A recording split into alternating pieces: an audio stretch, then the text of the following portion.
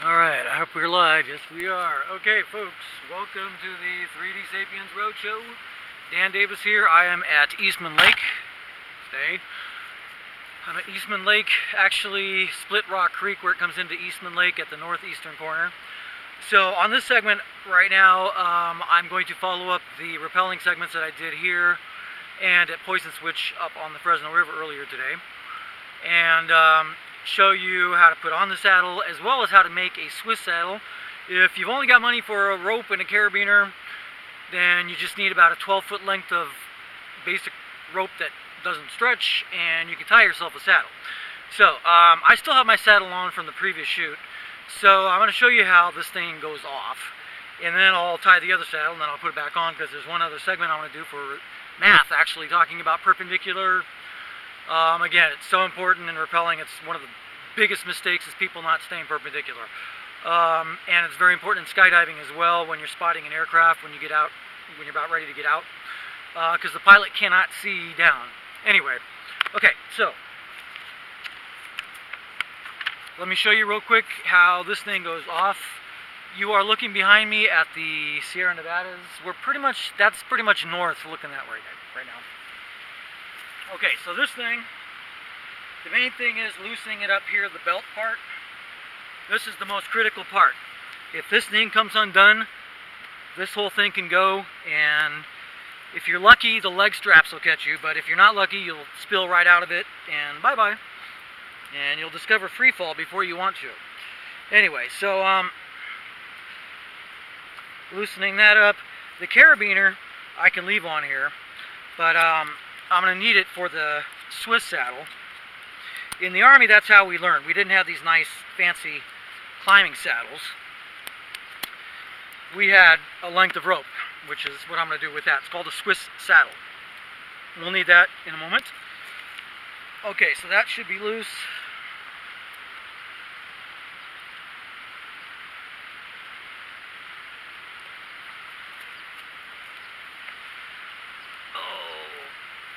Cue the French cabaret music.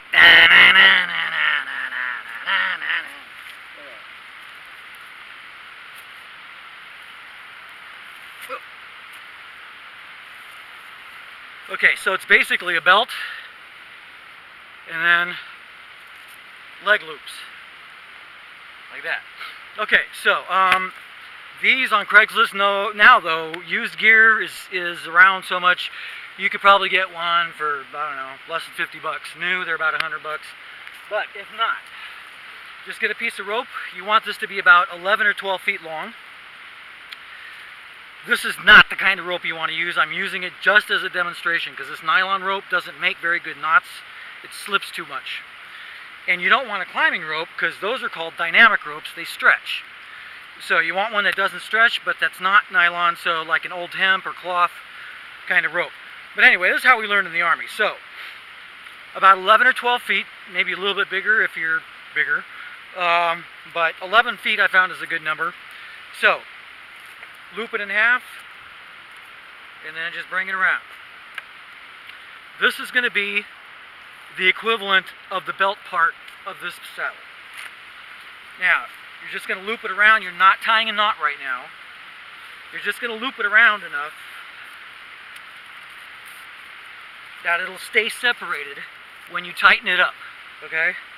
In other words, think of it as a athlete's cup. Ta-da! Anyway, so, again, that's the belt part of the saddle. Now, this comes around to make the leg things. So, guys, make sure you get your equipment stowed properly. Now, what's going to happen, I'm going to have to turn around and show you this, how this works in the back. It comes up underneath the rope on both sides. Like so. Alright.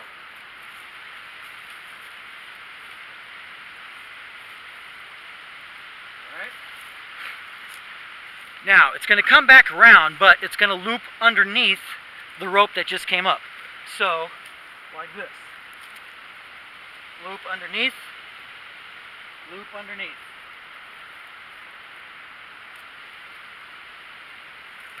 Now, at this point, this is where you need to adjust your equipment, so to speak, guys.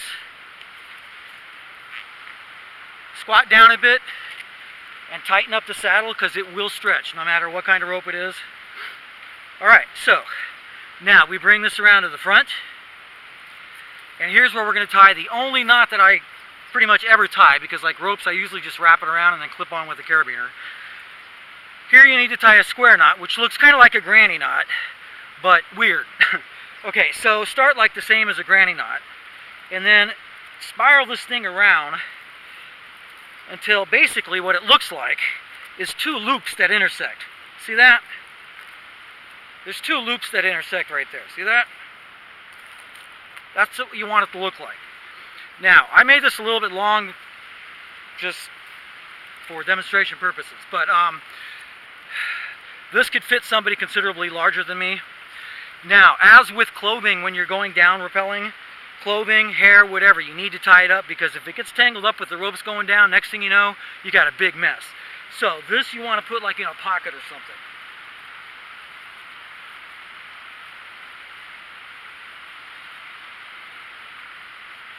And shift it a little bit off to the side. So far, everything I've been doing is for right-handed people. If you're a left-handed person, the same thing's going to happen. So you would put the rope over here, this part, and then the climbing rope would come down on this side. But everything else is the same. It's just symmetric. And I'll do one of these days. I'll do a left-hander one, because that reminds me I hadn't done one yet. So I'll do that because it's no problem. Pas de problème, comme dit en français. Hakuna Matata. Okay, so again, you want to adjust your stuff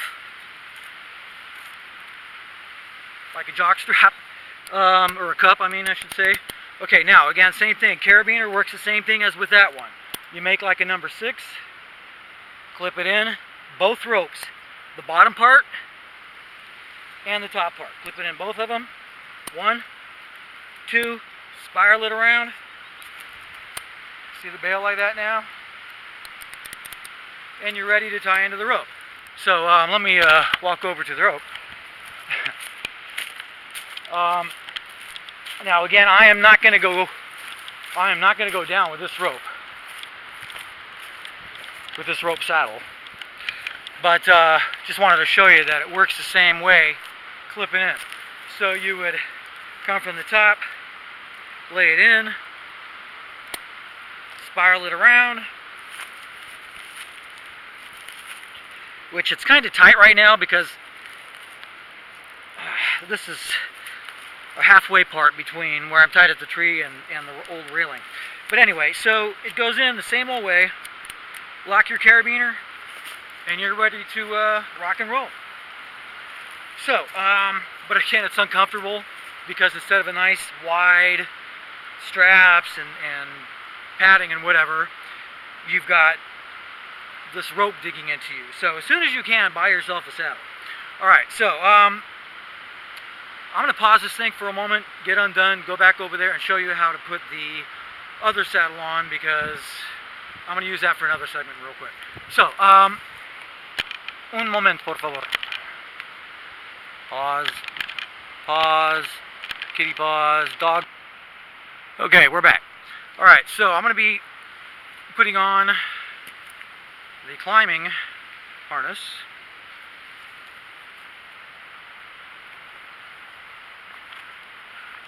So, as I mentioned a moment ago, there's basically two parts. There's the belt part that goes around your waist like a belt. Then there's leg straps, which are basically a circle that go around your leg, and they're connected to each other front and back. And then they're connected to the belt part with this strap here, and in the back, this strap right here.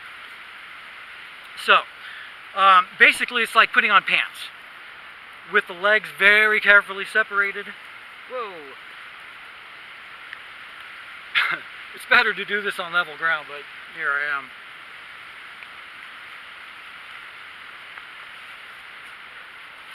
Okay, so you need to keep them separated. Your pants will keep trying to slide up, so you got to keep getting that out of the way. Pull, pull, pull. Tuck, tuck, tuck.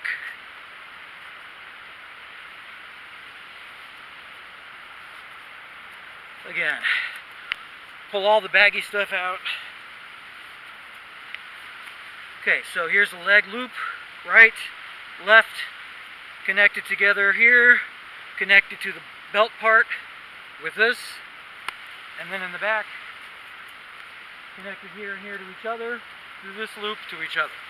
Alright, now this is not tightened up yet. We need you want to take out the slack whenever possible. Slack is bad in rappelling, generally speaking. Unless you want to go for a long, long way, but eventually you still need to take out the slack, or you have large problems. Alright, so tucking. So I need to shove this one part, tighten it up.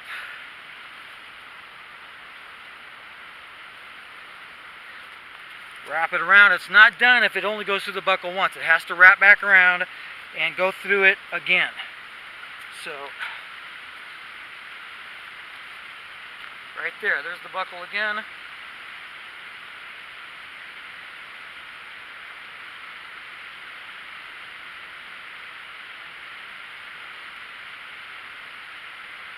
So the trick is getting it in there while you keep the thing tight. You don't want it going slack again. And again, any extra slack, tie it someplace. I usually flip it over, put it slightly under the buckle, and then tuck it under here. And then theoretically, the belt, the pressure on the belt when you go down will keep it there. So now, carabiner, again, you want it like a 6. So here we go through the belt part. And I usually do it separate. Get it all the way in there, and then drop the other one in there. Now you got both of them. This is kind of like a backup. And you want to get it out of the way just like everything else. So this is ready to go. Now you're ready to tie in and go down. So that's going to be it for this one. I am going to do one more, but it's going to be a math-themed rappelling thing. So hopefully you'll tune into that as well, because it's applied math. It's why I got into math.